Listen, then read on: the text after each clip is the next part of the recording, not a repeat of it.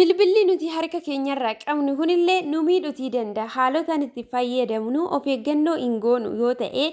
balaan inni baatee dhufu balaa jireenya keenya diiguu akkasuma immoo jireenya keenyarra darbeeyyuu lubbuu keenyatti amma deemurra ga'a jechuudha. Egaa obboloota koo viidiyoo kana hammanumatti dhaggeeffachuuti hin dagatina. Obboleettii keenya maaltu mudate isa jedhuuf jechuudha. Isinillee irraa barattu jedhee viidiyoo kana isiniif qabadhee dhufee isiniin jechaati. Nagaan immoo lafa jirtanitti isiniif haa ta'u akkam jirtu hordoftoota koo annagaadha rabbiin haa galatu isinis lafa jirtanitti nagaa guddaa qabaadhaa isiniin jechaati harakan dhuftan immoo noora baga nagaan dhuftanii hanaa dhufu isiniin jedheera subscribe gochuudhaan gara maatii keenyatti dabalama akkasuma immoo viidiyoo kana namoota hedduu biraa akka ga'uuf like share yaada qabdanillee koomentii jala gochuuti hin dagatina namoonni immoo bilbila lakkoofsa kiyyaa na gaafattanii egaa obboloota koo ani akkuma keessanii mana madaamii keessan hojjedha yeroo firii baay'ee hin qabu jechuudha baay'ee dadhabaa hoolee galgaladha jechuudha viidiyoo formeeshinii garaagaraa kana shaniin biraan ga'u kanaaf yeroo baay'ee miseejii namaa deebisuu irratti hanqina qaba waan ta'eef otoo yaada qabdan koomentii jala naa keessanii waan immoo karaa keessatiin qofa dubbatamuun immoo irra jiraata jettan immoo bilbilli kiyya porobaalii kiyya yoo gadi xuxxanii achi jala jira jechuudha yeroo na dubbistanis immoo dhimma na dubbistaniif natti himaa malee haa yoo naan jettanii carraa dafee isinii deebisuu dhiisuu hin danda'a jechuudha maaliif anillee mana madaamii keessa jira waan ta'eef egaa obboleettii keenya maaltu mudatee jechuuti dandeessu obboleettiin keenya kun jechuudha yeroo hedduu yeroo shaaworii fudhattu yookiis immoo qaama ishii yeroo qulqulleeffattu suurota garaagaraa jechuudha suura yeroo shaaworii dhabaate qullaa ishii jechuudha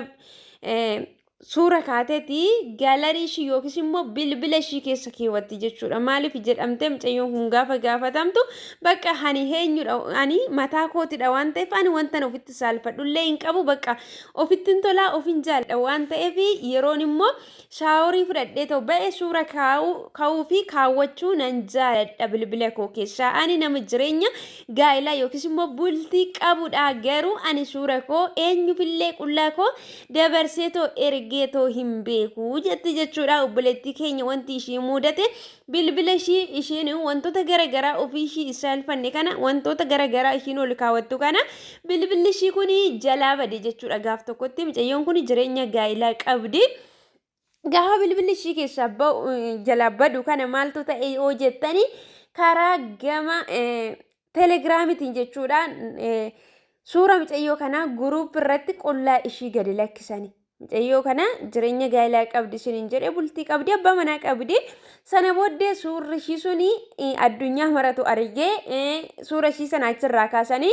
gara abbaa manaa ishiitti ergan jechuudha suura kana. Gaafa suura kana fuudhanii gara abbaa manaa ishiitti erganii abbaan manaa ishii kallattiidhumaanii obboleettii keenya kana inni kee jechuudha gaa'ila ishii hin dhabde sababni inni itti keef immoo qullaan obboleettii kana yookiis immoo qullaan haadha manaa isaa kuni addunyaa irra faca'ee hiriyoota qaba maatii qaba kanaaf iyyuu ija namaan danda'ee hin baadhu kun saalfidha kun qaanii guddaadha hanai dubartii qullaa ishii miidiyaa irra ba'ee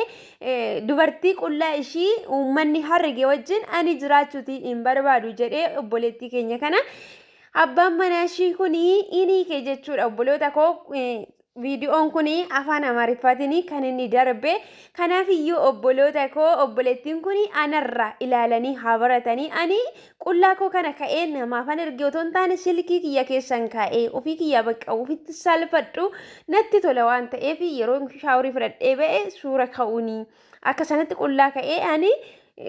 bilbila koo keessan keewwadhe kanaaf iyyuu obboloonni kiyyallee jettee mucayyoo suni wantoota hin barbaachisne bakka faayidaa isaa caala miidhaa isaa kan caalu bilbila isaanii keessatti akka hin baanne bilbilli isaanii kunillee yoo badellee akkuma koo kana ta'ee jireenyi isaanii diigamuutii danda'a waan ta'eef of eeggannoo akka godhan jettee mucayyoon kun miidiyaa irratti kan ishiin baatee dubbatte waan ta'eef obboloota koo viidiyoo garaagaraa akkasuma immoo suuraa hin taane jechuudha kan keessanis haa ta'u kan keessaniin alas haa ta'u namni yeroo har'aa kanatti nama sodaata malee uumaa isaayyuu sodaachuutti dhiise otoo uumaa isaatti sodaata ta'eyyuu waan hin taaneyyuu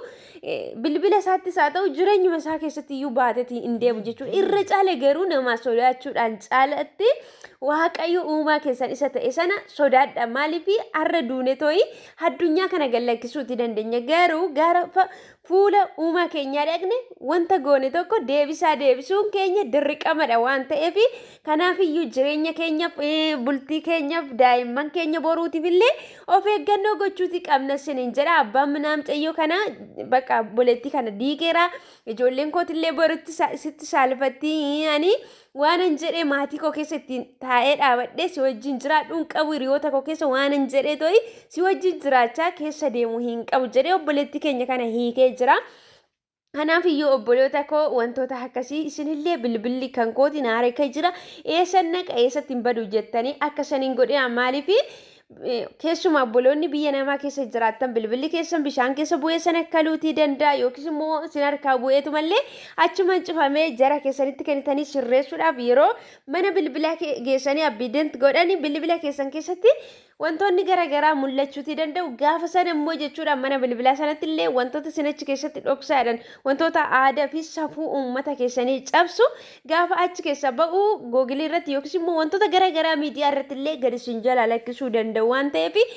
uumaa keessanii erga sodaachuutti dadhabdanii bakka jireenyuma keessan kanayyuu sodaadhaa isiniin jedha biyyuma lafaa kana irrattiyyuu bakka namummaadhuma keessaniif illee kabaja qabaadhaa isiniin jechuuti barbaada. Yaanni nan isiniif qabadhee dhufe kana fakkaata dogoggorri yoo jiraate immoo na of galchaa jecha